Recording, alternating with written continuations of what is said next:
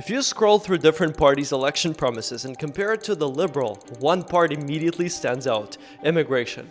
What's even more interesting is if you compare the number of words and see how little is said on the Liberal immigration plans.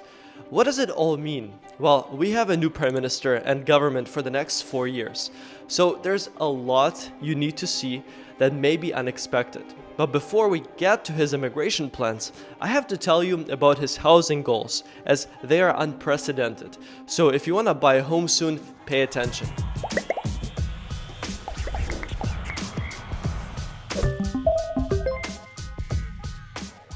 Here he comes, Mark Carney is Canada's 24th and now 25th Prime Minister. If you didn't know, a former central banker and one of the most globally recognized figures in finance and climate action, born in 1965 in the Northwest Territories and raised in Edmonton, Alberta, Carney holds an economic degree from Harvard and a doctorate from Oxford. He spent over a decade at Goldman Sachs before transitioning to public service, becoming Governor of the Bank of Canada in 2008, where he helped steer the country through the global financial crisis. Carney later served as Governor of the Bank of England during the turbulent Brexit period, earning a reputation as a vocal, data-driven reformer. He has advised the UN on climate finance, co-chaired the Glasgow Finance Alliance for Net Zero, and held senior roles at Brookfield Asset Management and Bloomberg. Though admired for his intellect and global expertise, Carney has faced scrutiny over potential conflicts of interest tied to his private sector roles. He won the leadership race for the Liberal Party, and on April 28, 2025, he won the federal election by positioning himself as a stabilizing outsider in contrast to his populist conservative opponent, Pierre Poilievre. What are your thoughts on the election results? Tell me in the comments below. You may want to buy a home, so you should know that the Liberals are promising no GST on homes under $1 million for first-time home buyers. Say you're buying a new condo for $800,000. Normally you'd pay $40,000 in GST, but under this plan you'd save that $40K. This is a massive opportunity to get your foot in the real estate door, you may think, but hold on, because you need to make a wise decision. The easier something is to get, the more people go after it, the higher the price becomes. Think of the stock market, how a company announces they're launching this new cool product everybody's after, then the share price goes up, spikes for a few days, and then drops again. Now let's look at the government land, that is what you and I, the taxpayers, own. The Liberals want to set up a government real estate developer. This new entity would plan, design, and build housing projects, basically increasing the housing stock rather than profits, which is a totally new approach that may work, but time will show. If you want more, here's the housing report card compared to other parties. We have arrived at the dark horse part of this video, immigration. The campaign promise was the party would maintain caps on immigration until it determines Canada has the capacity to receive more newcomers. That's it. That's all that was said. Why did he say so little about it during the campaign? Before I get to my observations, first, I want to give you what the new Prime Minister has said or mentioned multiple times during the campaign about immigration. First, immigration cap to match capacity.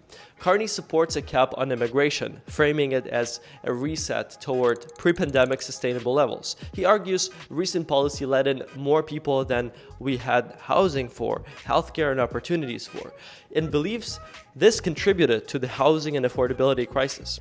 Number two, prioritizing temporary residence for PR. He aligns with the current in Canada focus policy, transitioning those already in Canada, like international students and workers, to permanent residency before growing intake further.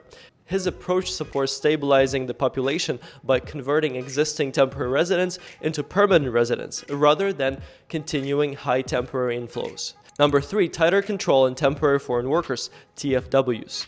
Carney criticized the uncontrolled expansion of TFWs during the pandemic, calling it a policy execution failure.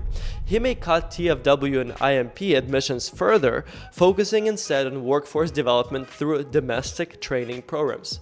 Number four, reforming higher education funding. He expressed concerns over Canada's over-reliance on international student tuition, not necessarily international students themselves. Carney has called for more public funding for post-secondary institutions to ease this dependency, a potential signal that student visa policy could remain cautious unless financial reforms occur. Number 5, linking immigration to housing and labor strategy. Carney's housing plan aims to expand construction training and trades program. This is a big signal to you. If you want to study in Canada, go for a trades program if you have any desire for that. Because he's implying that targeted immigration for skilled workers, particularly those who can help solve the housing crisis, is very important. He supports supercharging the housing strategy not just through policy but also by building capacity. Number 6, immigration as a core Canadian identity. Despite proposing caps, Carney strongly defends immigration as essential to Canada's economy and identity. He emphasizes the country's history of integration and diversity, noting most Canadians are first or second generation immigrants. This is very important. Now, let's look beyond the campaign. I'm talking his environment and policy materials Mark Carney consumes, as it gives you a good idea of what may be on his mind. This is where we arrive at Century Initiative. If you're an immigrant, you know about the new category-based selection in Express Entry, with priorities given to STEM, healthcare, and tradespeople. That's partially due to this organization's efforts, so that you have some context on their reach. And they have a very ambitious goal, reaching 100 million people in Canada by 2100. Which would enable another level of economic strength, innovation, and possibly make Canada a superpower. If you pair this with some people our new Prime Minister has worked with in the past in his international roles, you start realizing that he may be very open to immigration.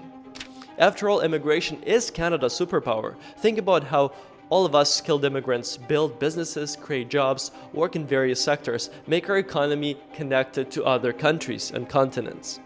I think the message from the new Prime Minister is, you've contributed, now it's time to belong.